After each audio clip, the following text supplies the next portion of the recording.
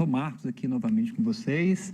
Vamos hoje direto ao ponto e a aula que a gente vai fazer é uma espécie de continuidade da última aula e a gente vai aprofundar essa discussão. E nessa primeira questão, como eu falei na última aula, eu falei um pouco da promessa da sociologia. Nessa aula a gente vai falar de socialização em instituições sociais. A pergunta que você tem que se fazer é: quem sou eu? Porque é uma pergunta muito forte da filosofia e a sociologia vai ajudar a definir bem essas discussões, ou seja, por que eu tomo as decisões que eu tomo e por que não outras decisões. Enfim, em que medida a sociedade influencia meu comportamento e em que medida eu influencio o comportamento da sociedade para ela mudar. E aí, nessa discussão, uma primeira questão que eu vou colocar para vocês, que só para ajudar a gente a problematizar essa questão, mas é uma coisa bem simples assim, que é: se uma criança brasileira, ao nascer, for adotada por um casal chinês e levada para a China, daqui a 10 anos, como será o seu comportamento? Se parecerá mais com o comportamento de uma criança brasileira ou chinesa, por quê? E aí a gente está discutindo uma questão que é o seguinte: se o comportamento do indivíduo ele é inato, se ele é biológico ou se ele vai ser influenciado pela cultura.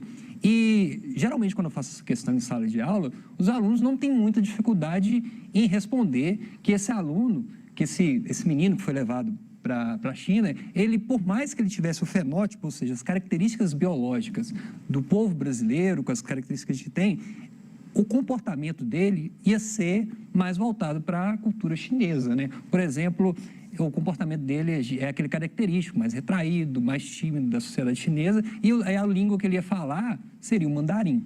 Então, essa discussão vai estar ligada a que o ser humano ele tem uma segunda natureza, que é a cultura, que ela vai ser adquirida não ao nascer, mas a partir dos contatos que ele tem com a sociedade.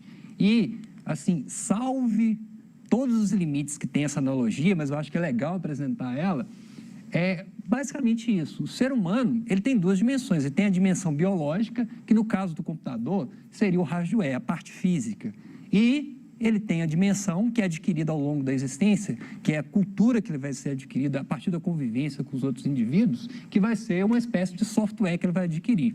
Então, nessa lógica da sociologia, a gente vai problematizar essa discussão, e isso é muito importante. Na próxima aula que a gente vai ter, que a gente vai falar sobre família, uma das próximas aulas, a gente vai entender a importância, né? Porque o ato da pessoa ser socializada, e a gente, a grosso modo, pode entender como sinônimo de ser educada por um grupo, os grupos que ela frequenta, vai reproduzir essa. Então, se a pessoa ela existe no mundo, que as pessoas dão muita atenção, inclusive falando de criança, né? Que é a coisa que eu acho que a sociologia vai contribuir nesse sentido, né? Eu até gosto de falar nas minhas aulas que eu não dou aula para aluno. Aluno é um bicho estranho que só pensa em notas. Eu dou aula para futuros pais, futuros médicos, advogados, futuros professores, enfim, pessoas que vão lidar com outras pessoas, e ela vai ter que entender isso nessa lógica. E a partir do momento, como eu existo na sociedade e como a minha postura vai ser colocada, eu vou influenciar os outros. Então, é uma coisa que a gente tem muito forte também, que é esses processos de socialização, de educação, ele não aceita hipocrisia, né? Que é eu falar uma coisa e fazer outra na frente. Criança tem muito disso, essa discussão, e aí nesse processo a gente vai ter, eu acho isso fundamental para a gente entender a nossa postura no mundo, né? E caminhando nessa questão, essa discussão sobre a natureza humana é uma coisa que remonta muito antiga, e a gente tem que fazer a referência aqui à mãe de todas as ciências, que é a filosofia.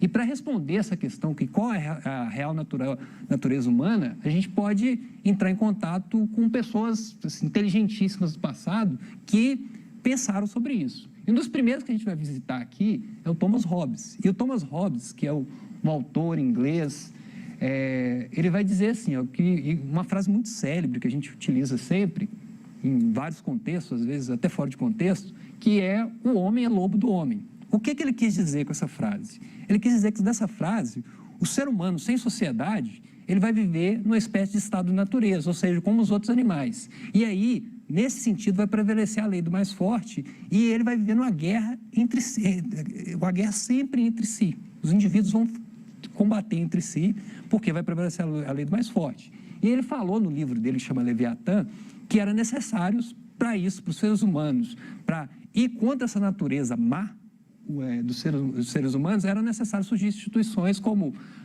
o Estado, a polícia, enfim, para inibir esses anseios e essas ganâncias humanas, né? Já o outro autor que a gente pode visitar aqui, ele vai falar justamente ao contrário. Ele vai falar que o homem é bom por natureza e a sociedade o corrompe, que vai ser o Jean-Jacques Rousseau. E ele vai partir de uma lógica que é a seguinte: o ser humano, quando ele nasce, é assim, até você pega uma criança e olha e fala, não é possível que isso vai ser, como Thomas Hobbes falou, ruim por natureza. E ele vai acreditar que, a partir do momento que o ser humano vai tendo contato com a sociedade, ele vai sendo corrompido. Então, essa é outra perspectiva. E, geralmente, a sociologia, nas nossas discussões, a gente não vai utilizar nem o Thomas Hobbes, nem o Rousseau. A gente vai partir do pressuposto que vai estar mais próximo, que as discussões que são feitas, vai ser a discussão foi feita por John Locke, que ele vai falar, ó, a mente humana, no início, é uma tábula rasa que aos poucos é preenchido pelos dados e experiências. O que ele está querendo dizer com isso? Que o ser humano, quando ele nasce com um potencial enorme.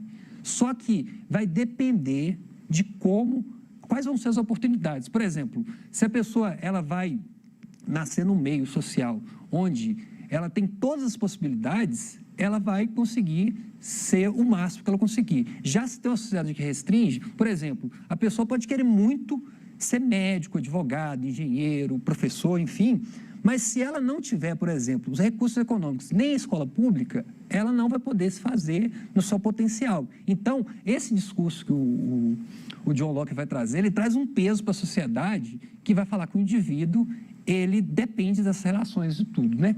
Vamos caminhando no nosso processo aqui. E aí, dentre essas discussões, você tem uma ampla visão da sociologia que vai discutir sobre isso. E aí, o que vai acontecer? Primeiro, a gente vai entender que a ação do indivíduo, ela defende padrões. Por exemplo, cada sociedade que você nasce, quando você vai nascer na sociedade, você não inventa a sociedade, ela já vem pronta. Por exemplo, já tem os costumes, os valores, e você vai ser só socializado e adaptar aqueles costumes. E aí, para problematizar essa discussão, eu trouxe aqui algumas imagens. Por exemplo, se eu tivesse vindo dessa aula de kilt, que é essa vestimenta tradicional escocesa, eu ia chocar a sociedade, porque na nossa sociedade, a tradição é que os homens não utilizem saias, que no caso do escocês não. Já na Escócia, isso aqui vai ser uma vestimenta de gala entre eles, é uma coisa bastante tradicional dentro da cultura, né? Um outro extremo dessa discussão é, por exemplo, se eu, na nossa sociedade, colocar alargador na orelha é uma coisa extremamente descolada, que aí as pessoas vão observar nessa discussão, vai se achar super descolado, inclusive tem gente que tem muito preconceito. Já se eu for numa determinada tribo indígena, o uso de alargador é uma questão ritual extremamente tradicional. Então, para uma sociedade é extremamente moderna e vai romper com valores, na outra é uma questão tradicional, né? E tem esses casos também das mulheres do Sudeste Asiático, de uma determinada tribo, que o pessoal coloca argolas. E, geralmente, quando eu vejo essa reportagem, assisto as pessoas assistindo, que sociólogo tem muito disso, né? A gente assiste as pessoas assistindo. Eu percebo muito o questionamento de como as crianças e as mulheres deixam fazer aquilo com ela. E o legal, quando você vai essa discussão cultural, é que se a criança não colocar as argolas, ela vai se sentir excluída. Porque, ao contrário que essa discussão, as pessoas não são coagidas a fazer isso, não. Quando você nasce na sociedade e você adquire esses valores, você vai incorporar eles a tal ponto que, se você não utilizar e ela não colocar os anéis no pescoço, ela vai se sentir excluída dessa sociedade. É a mesma coisa a gente com brinco, né? Provavelmente tem sociedades que olham e é uma tortura terrível pegar uma criança de 2 meses e colocar um brinco na orelha dela. Então, essa questão que a gente falou na última aula da alteridade é importantíssima na hora de a gente entender a cultura, para a gente não ser etnocêntrico e nem sair julgando o outro. Outra dimensão também dessa discussão que a gente tem é ligado à coesão social. E a coesão social vai ser uma lógica que é o seguinte: quando eu estou dentro da sociedade e eu adquiri esses valores, por mais que eu mude, igual no Brasil, a gente tem sempre uma questão, que até o escritor Nelson Rodrigues falou, que a gente sofre um pouco de síndrome de vira-lata, né? É comum, no processo histórico que a gente tem, do brasileiro, às vezes, começar a questionar a sua própria existência e vangloriar outros povos, enfim. Só que o que acontece, a gente percebe claramente. Quando a pessoa ela sai da sociedade brasileira e vai para outras sociedades, por mais que essa pessoa seja crítica aos nossos comportamentos, valores e costumes, o que é um erro que o povo brasileiro, a cultura brasileira maravilhosa, muito grande, e não, a cultura não é uma questão para se hierarquizar um ou outro. Quando ela sai e vai para outro país, ela sente o choque. Porque, por mais que eu questione essas questões, o fato de ter nascido na cultura brasileira, adquirido os valores e costumes, eu vou achar tudo na outra cultura extremamente estranho, né? E outro fator também que a gente tem dentro da sociedade, que vai ser o seguinte: dessa sociedade que a gente tem, dessas discussões que a gente tem, as pessoas que saem um pouco da ordem, vai sofrer uma série de constrangimentos. Então, você tem essa discussão que a gente vai apontar mais para frente, né? Aqui, desse processo de socialização, tem algumas que a gente chama de instituições sociais que são fundamentais para a formação da identidade e diz respeito a quem você é. Por exemplo, a pessoa é muito do que a família representou para ela e de como ela foi socializada dentro do grupo de família. Então, a família educa, a família é uma instituição fundamental e ela dialoga com outras instituições. Por exemplo, a escola é fundamental também nessas discussões, porque uma criança, você pode pegar uma pessoa que nunca foi na escola e uma pessoa que passou por todo o processo de escolarização da educação básica, essas pessoas elas são radicalmente diferentes, se tiveram experiências totalmente diferentes, não só na questão de adquirir conteúdos, mas até no fato de conviver com um grupo de pessoas diferentes. Então, você tem toda uma discussão, inclusive com essa discussão que a gente está de homeschooling, de educação à distância, a gente fala que uma das maiores perdas que você pode ter nessa educação à distância é a falta do convívio, porque a escola é um espaço sociocultural, que as pessoas trocam experiências ali, para além de adquirir esse conhecimento que a gente está discutindo agora, o fato de conviver com o seu colega aprende você a conviver com a diversidade e ser uma pessoa mais tolerante nesse sentido, né? Outro fator fundamental também é a religião.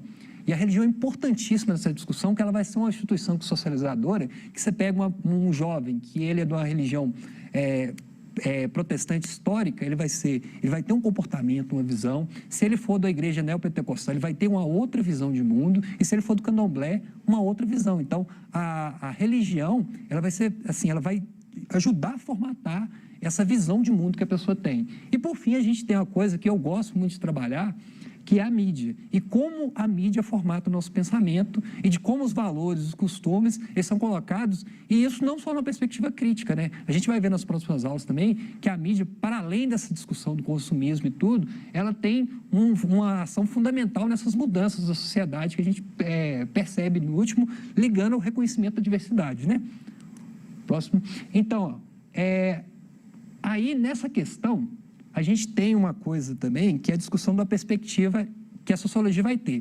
E eu quero pontuar essa questão da perspectiva, porque quando a gente fala de perspectiva, a gente está falando de uma espécie de lente, como a gente vê o mundo. Porque quando a gente está com um problema de visão, a gente enxerga o mundo muito embaraçado.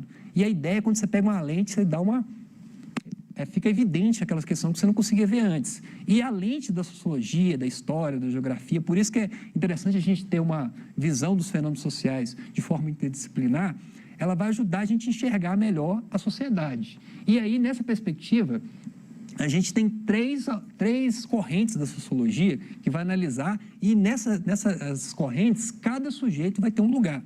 Por exemplo, dentro da perspectiva clássica ligada à teoria do Durkheim, a sociedade vai determinar o indivíduo. Dentro da teoria do Durkheim, e que vai ter uma ampla corrente de desenvolvimento dentro da sociologia, a ação do indivíduo é muito pequena e a sociedade ela vai decidir tudo para ele. A fala, a língua, os costumes, os valores, com quem vai casar, com quem vai namorar, enfim. E a gente, inclusive, costuma fazer certas críticas frente a essa visão, que ela é muito determinista, porque ela chega, se a pessoa levar ao extremo, ela pode gerar um preconceito, falar, se a pessoa morou e nasceu naquele lugar, necessariamente ela vai ser isso, enfim, que a gente percebe quando a gente olha a realidade da sociedade, é um pouco mais complexo que isso, mas o Durkheim não deixa de ter razão numa série de coisas. Já uma outra visão, que é oposta a essa, vai ser a visão do Max Weber, que a sociedade é compreendida como resultado das ações sociais dos indivíduos.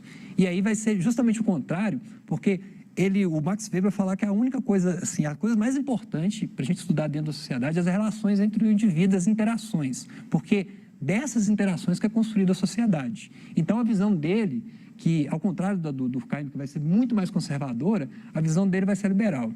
Eu até brinco, assim, na escola, quando eu estou trabalhando com os alunos, que a visão do Durkheim é muito parecida com a da sua mãe, né? Que a sua mãe sempre está aquele ditado popular, galinha que acompanha pato, morre afogado. E aí vai ser aquela que ela se acha super influenciável e tudo. E alguns alunos, assim, super concordam com isso, a visão deles é muito parecida com a do Weber, que vai ser que eu tenho autonomia de verdade. A gente está pensando em equilíbrio. E é uma coisa que o Karl Marx, nessas discussões, faz um pouco isso, que ele fala, a sociedade e os indivíduos são expressões de classe que determinam-se reciprocamente, limitados pelas condições materiais e o contexto histórico. E ele vai falar justamente essa discussão, né? Que existe uma relação entre indivíduo e sociedade, que é clara, que ela vai ser baseada pelo que ele chamou de infraestrutura e vai depender das questões materiais. Então, não adianta nada, como eu falei, o cara pode ter a maior vontade de ser médico, enfim, advogado, aquelas discussões que os cargos que a gente... é quase um título de nobreza na nossa sociedade, mas se ele não tiver as condições materiais para atingir aquilo ali, por mais que ele seja brilhante, não vai ter isso, né? Então, essa discussão. Então, nesses conceitos, aí vai ter a teoria do Durkheim, que a gente vai visitar com mais tranquilidade nas próximas aulas, mas o Durkheim vai falar que tudo é fato social. Então, a igreja vai ser social, a língua vai ser um fato social, e esse fato social ele tem algumas características, por exemplo, o fato social externo, que eu já falei várias vezes nessa aula, que quando eu nasci, tudo já estava definido, porque a língua que eu vou falar, eu não tinha opção, qual a língua que eu vou falar? Eu vou falar inglês, português ou aramaico? Não, como eu nasci no Brasil, o idioma pátrio aqui vai ser o português, enfim, ela vai ser coercitiva, ou seja, as pessoas que fogem um pouco dessa regra, ela vai sofrer sanções que vão desde críticas que vão ser feitas pelo grupo social até sanções às normas. E isso que é interessante para essa questão coercitiva, porque em algumas sociedades, quando a gente vai estudar, algo que é crime numa sociedade não é crime em outra sociedade. E esse fato é geral, ou seja, ele serve para todo mundo daquele grupo social. E aí vai ter essas duas frases, né, que o Durkheim, na lógica a gente já viu que ele tem uma teoria funcionalista, a sociedade vai ser como um organismo, e ele vai funcionar, que aí vai ter toda a ação de cada indivíduo vai influenciar nessas ações. E aí tem alguns conceitos que o Durkheim vai utilizar, que é a questão de ordem, de função, que cada indivíduo tem uma função na sociedade, e ele, na ideia do Durkheim, quando ele começa a discutir, ele está com medo da sociedade se desfacelar, né? E ele vai falar de coesão social, que é essa pressão que se tem do indivíduo para fazer, e também ele fala da função de anomia, né? Que é uma coisa que ele estava muito preocupada quando ele pensou essa teoria. Já o outro conceito, que aí, como eu apresentei aqui, ele vai falar dessa lógica do Max Weber, ele vai falar de ação social e da ação dos indivíduos. E ele vai falar que nem tudo é ação social, mas, assim, grande parte da dimensão do que o ser humano faz é ação social. Por exemplo, a ação social de vestir uma camisa. Por exemplo, eu tenho uma aluna que ela comprou a camisa do Metallica.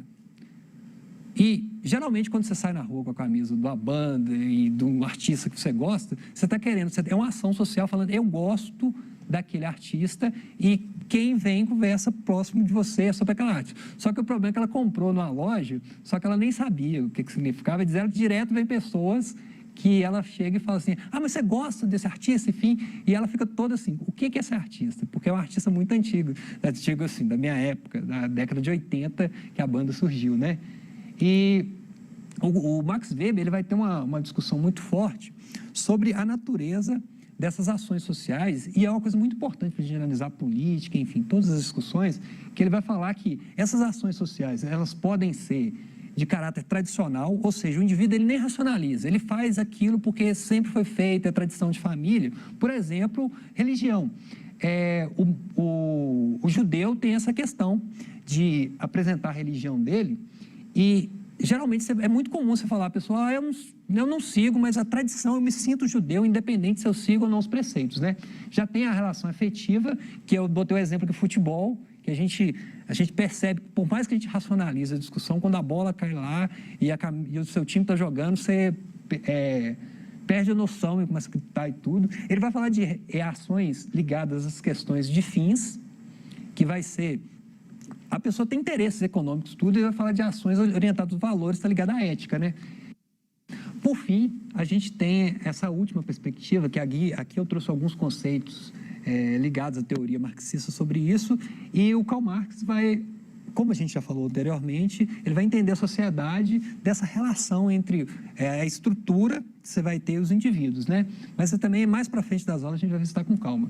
E eu gosto também de falar que a sociologia não se resume a só os autores clássicos, né? Inclusive, a gente lê os autores clássicos, mas tem muitos autores contemporâneos, e esses autores contemporâneos, ele traz toda uma discussão de tentar conciliar, porque tem umas teorias que focam muito no indivíduo e na autonomia dele, tem teorias que focam muito na influência da sociedade, e eles vão falar que isso não existe essa dicotomia entre a sociedade, porque é basicamente a construção de um avião em pleno voo, né?